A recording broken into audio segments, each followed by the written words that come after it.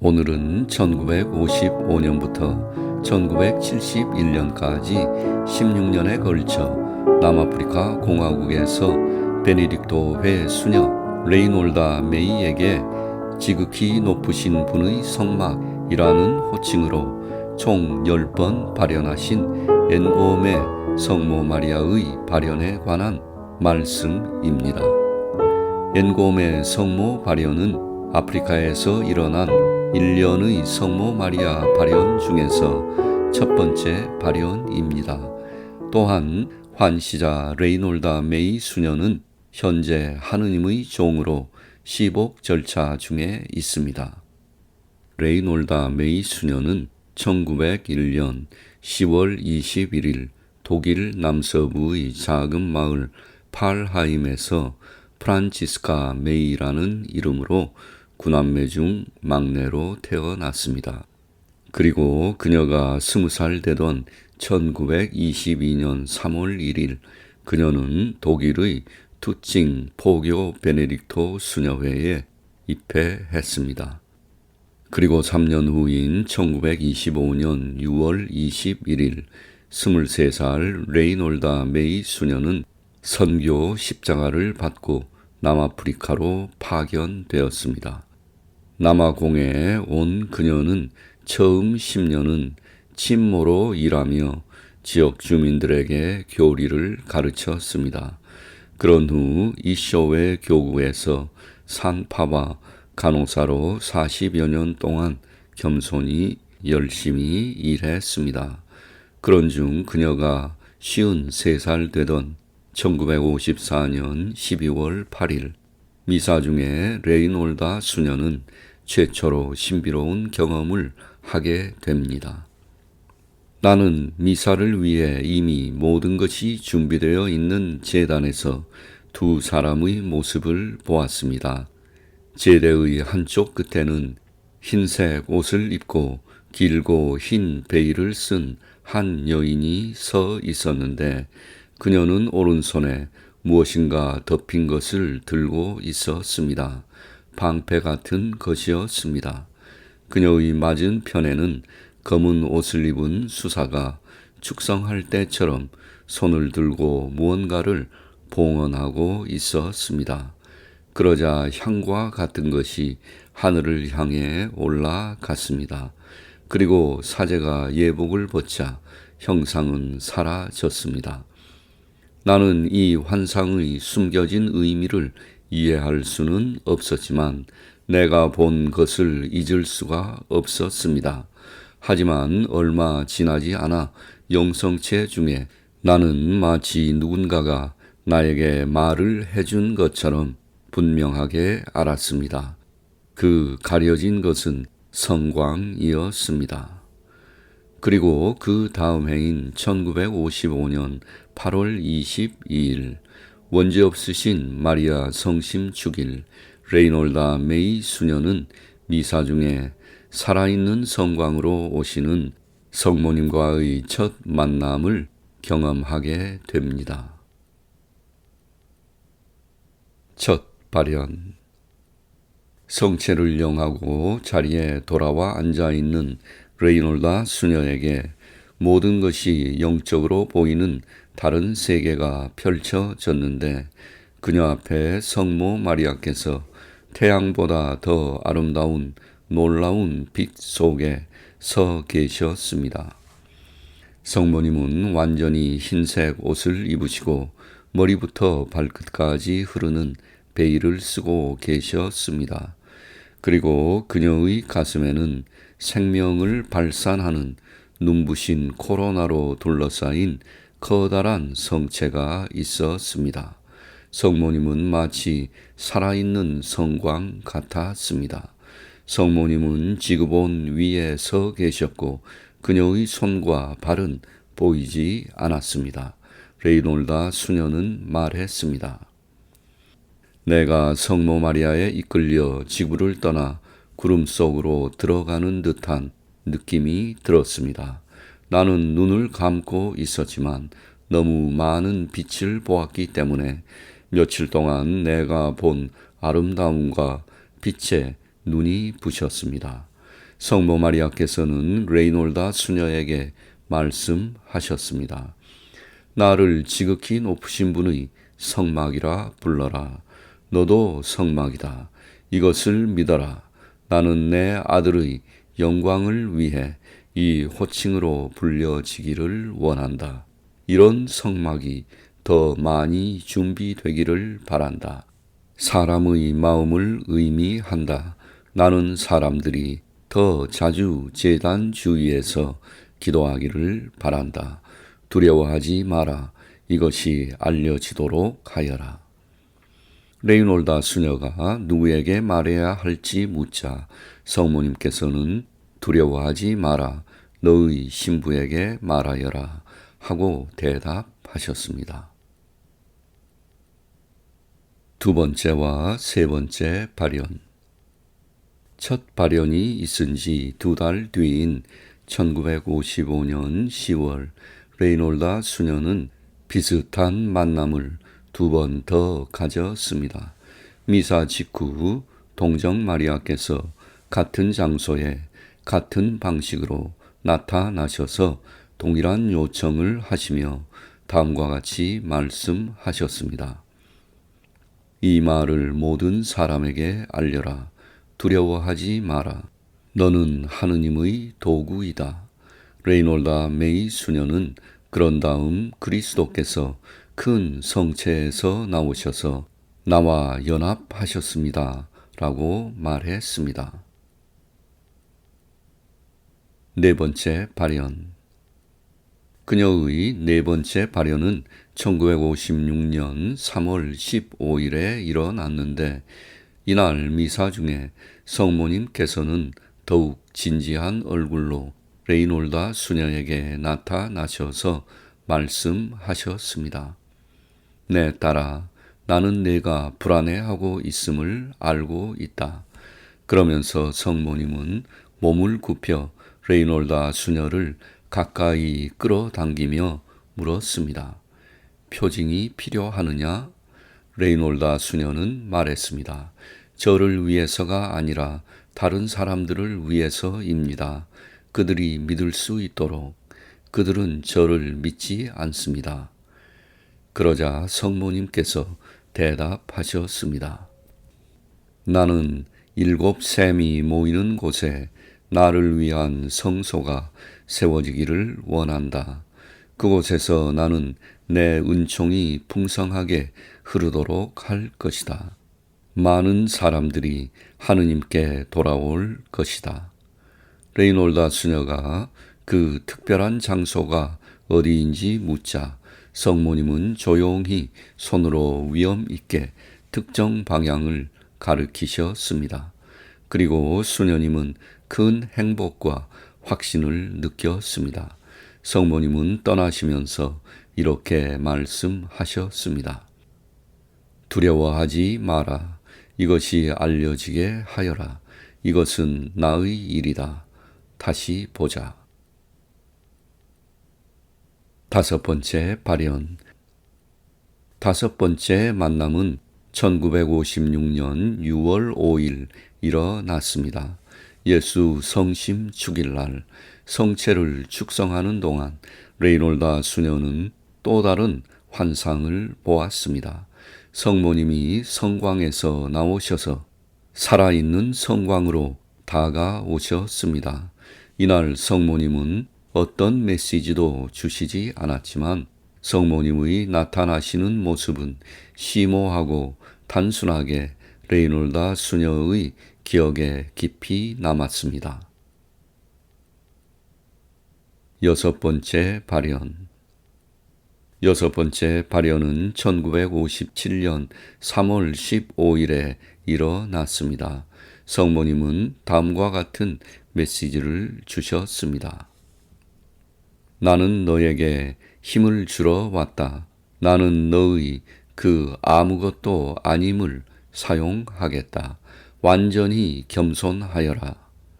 성모님은 잠시 말을 멈추시고 레이놀다 수녀를 가까이 끌어당겼습니다.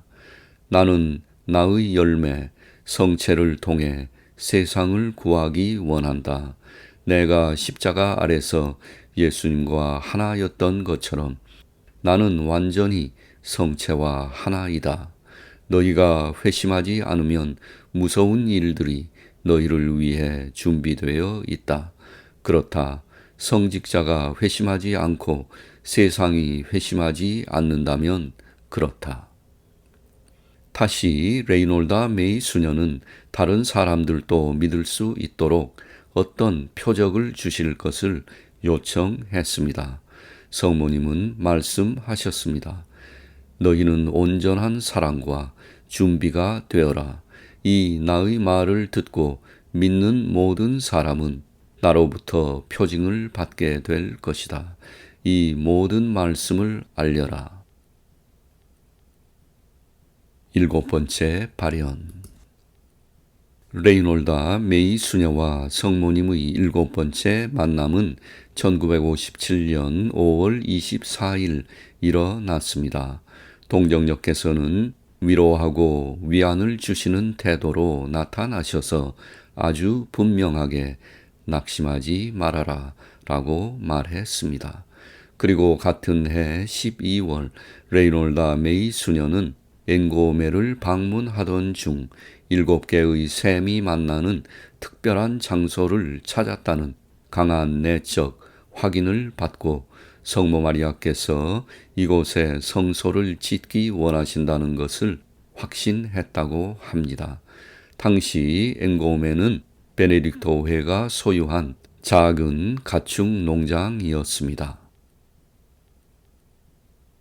여덟 번째 발현. 그리고 약 1년이 지난 1958년 4월 17일 성모님은 레이놀다 수녀에게 명령했습니다. 너의 집으로 가거라. 서둘러라. 시간이 다가오고 있다. 내가 나를 도우려는 어떤 노력도 하지 않기 때문에 나는 은총의 흐름을 힘으로 막아야 한다. 나는 내가 선택한 너희들에게 도움을 요청한다. 놀란 레이놀다 수녀는 즉시 물었습니다. 우리가 무엇을 해야 합니까? 성모님께서는 호스트가 되어라. 나를 위해 호스트를 준비하여라. 자신을 완전히 내 처분에 맡기는 호스트. 오직 불타오르는 호스트 바다만이 신이 없는 세상의 증오를 몰아내고 성난 아버지의 손을 다시 훈련시킬 수 있다. 피곤해 해서는 안 된다. 나는 나 자신을 너희에게 드러내는 것에서 위로를 찾는다. 나는 결코 너희를 버리지 않을 것이다. 레이놀다 메이 수녀는 물었습니다. 샘이 있는 장소가 어디에 있습니까? 너희가 소유한 땅 산 위에 있다. 성모님이 대답했습니다. 성모님은 다시 같은 방향으로 손을 움직이시며 그 위치가 어디인지 가리키시며 말씀하셨습니다. 두려워하지 마라. 서둘러 알려라. 하지만 당시 아우렐리우스 빌게리 주교는 성모님의 발언을 극도로 조심스럽게 다루었습니다.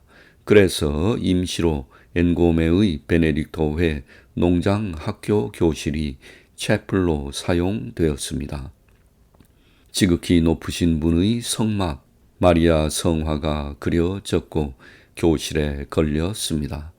그리고 1966년 빌게리 주교는 발현에 대한 헌신을 장려하지는 않았지만 엥고메의 작은 채플은 지을 수 있도록 허락했습니다. 그리하여 채플이 지어졌고 1966년 오순절 주일 마침내 채플 봉헌식이 거행되었습니다. 아홉 번째 발현. 여덟 번째 만남 이후 성모님께서 또 다른 메시지를 주시기까지는 12년이 흘렀습니다. 아홉 번째 성모님의 발현은 1970년 3월 23일에 일어났습니다. 레이놀다 수녀에게 이틀 연속 악마가 끔찍한 모습으로 나타났습니다. 그런 후 다음날 밤 그녀는 잠에서 깨어났는데 그녀 주위가 밝은 빛으로 빛나고 있었고 마리아, 지극히 높으신 분의 성막이 바로 그녀 옆에 서 계셨습니다. 성모님께서는 레이놀다 메이 수녀를 품에 안으시고 위로해 주셨습니다. 성모님께서 그녀에게 말씀하셨습니다. 나는 너의 불안을 알고 있다. 나는 내 편에 있고 나는 너를 버리지 않을 것이다. 그리고 성모님은 사라지시며 말씀하셨습니다. 저쪽을 보아라.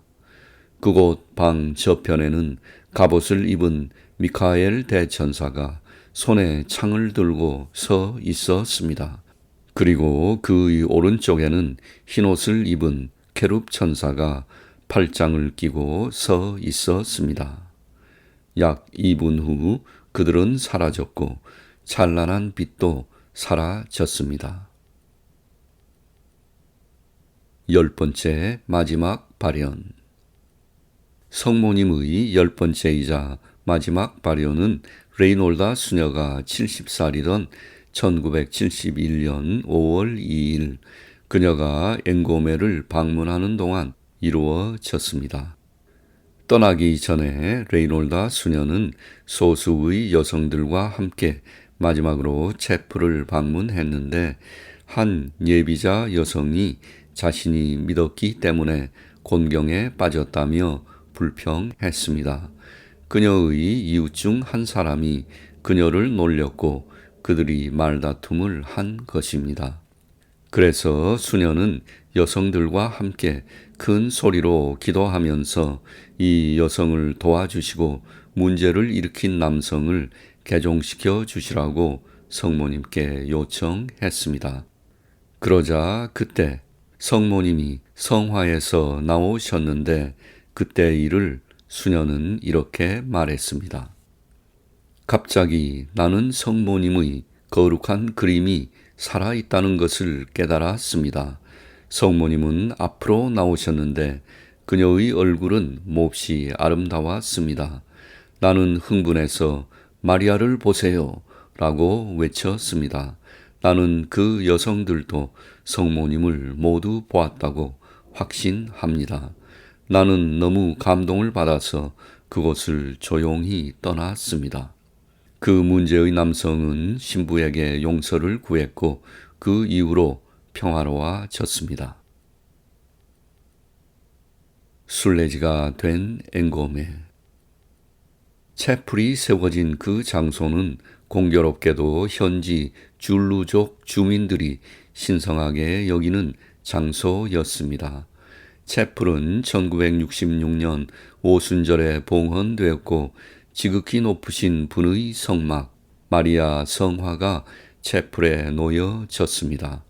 그리고 순례자들이 모여들기 시작했는데 하지만 곧 빌게리 주교에 의해 저지되었습니다. 첫 번째 발현부터 레이놀다 수녀는 자신의 경험을 지역 사제들과 나누었는데 사제들은 꺼려하며 그녀를 주교에게 소개했고 이후 10년 동안 그녀는 수차례 그에게 편지를 썼습니다. 하지만 그는 발현이 공개되는 것을 원하지 않았고 성모님의 성화와 작은 채플에는 동의했지만 더 크게 교회를 짓는 것은 거부했습니다. 그는 1973년 세상을 떠날 때까지 이러한 태도를 유지했습니다. 하지만 성소에 대한 대중의 공경은 줄어들지 않았습니다. 채플에서 기도하고 샘물을 받기 위해 사람들이 먼 곳에서 모여들었습니다. 그리고 1976년 2명의 베네딕토회 사제가 이끄는 조사위원회는 앵고메를 순례지로 정하는 것이 교회에 크게 유익하므로 순례와 공경을 허용해야 한다고 결정했습니다. 그러나 당시 비사의 주교는 조직적인 순례를 허용하지 않았습니다. 1981년 레이놀다 수녀가 세상을 떠나자 다시 앵고메에 대한 관심이 높아졌습니다. 따라서 1984년 그 자리에 새로운 교회가 세워지고 성모님께 봉헌되었습니다. 그리고 4년 후인 1988년 빗사의 주교가 공경을 하게도 하지 않고 하지 못하게도 하지 않겠다며 흔들리고 있을 때 교구의 사제들로 엔곰의 성지위원회가 구성되었습니다. 그리고 1989년 위원회는 소책자를 발행했고 엔곰의 성소를 소개하는 엽서도 인쇄되었습니다. 그리고 마침내 1992년 빗사의 주교는 교회의 일부인 야외 제단을 축복하고 엔곰의 마리아 성지가 기도의 장소로 지정되도록 허용함으로써 이제 적극적으로 조직적인 순례가 장려되었습니다. 그 후 성지에서 기적적이고 초자연적인 치유가 일어났다는 보고가 계속 나오면서 엔곰에는 루르드와 비교되기 시작했습니다. 샘물은 지금도 흐르고 있으며 순례자들이 물에 발을 담그고 기도하는 엔곰의 성지는 가톨릭 신자들뿐 아니라 개신교 신자들도 즐겨 찾는 아프리카에서 가장 인기 있는 크리스찬 순례지 중 하나가 되었습니다. 레이놀다 메이 수녀. 거룩함과 기도와 헌신으로 잘 알려져 있는 레이놀다 메이 수녀는 1901년 독일에서 태어나 1981년 남아프리카 공화국에서 세상을 떠났습니다. 그녀는 에쇼웨 교구에서 40년 동안 대부분 가난한 현지인들을 위해 산파로서 간호사로서 봉사했습니다. 그녀를 아는 모든 사람들은 그녀의 온유함과 산모에 대한 그녀의 완전한 헌신에 대해 증언했습니다. 그녀의 손길과 보호 아래에서 2만 8천 명의 새 생명이 태어났는데 그 중에는 1948년에 태어난 미래의 줄루 왕 굿윌 주엘티니 씨도 있다고 합니다. 2018년 8월 남아프리카 가톨릭 주교회의는 만장일치로 레이놀다 메이 수녀의 시복 절차를 승인했습니다. 현재 교황청에서는 하느님의 종으로 선포된 그녀의 생애에 대한 시복 조사가 이루어지고 있다고 합니다.